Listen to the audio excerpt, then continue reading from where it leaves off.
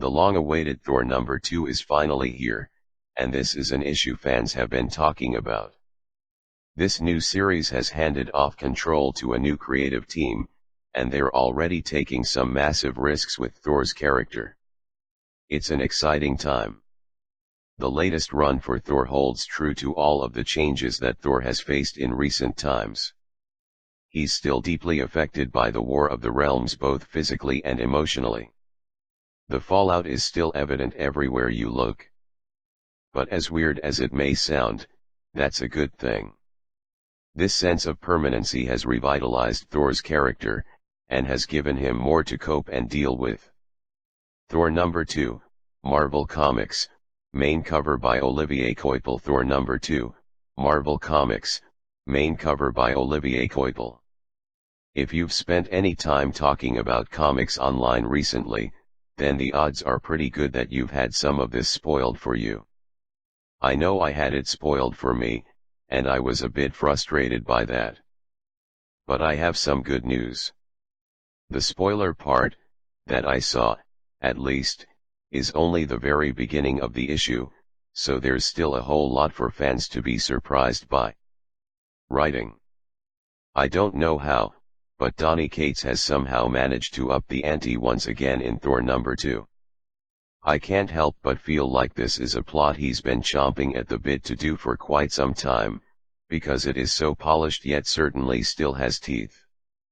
So, as I mentioned above, the intro to this issue has pretty much been all over the internet. Spoiler warning: I had seen so many posts talking about Thor killing off the DC universe, while avoiding looking at the images myself. Honestly, that summary doesn't do what actually happened justice.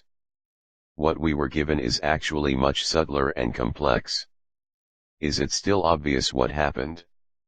Yeah, but only if you follow DC enough to get the references. What that scene did, though, was set the stage.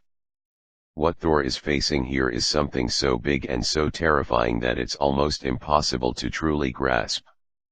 That opening scene defined the risk and cost of failure. So, while heavy-handed, it served a purpose. And it did it well. Okay, moving on from that spoiler part now, so you're safe. The rest of Thor number 2 was a surprising mix. Seeing Thor's latest struggle has been fascinating, all the more so because of the new tasks and complications thrown at his door. As a reader unsure how to feel about the changing of the guard, so to speak, I have to confess that I'm already really enjoying this new series. I can't wait to see where this latest twist will end up leading. Art. The best way to describe the artwork for Thor number 2 is epic. The introductory sequence is on such a grand scale, showing a cosmic force of unbelievable proportions. It was truly epic, and if we're being honest here, striking. The rest of this issue also featured brilliant artwork, with Thor at the helm, as per usual. He's taking on new challenges, and that resulted in some interesting fights and scenes this time around. It was a visually stunning issue to behold.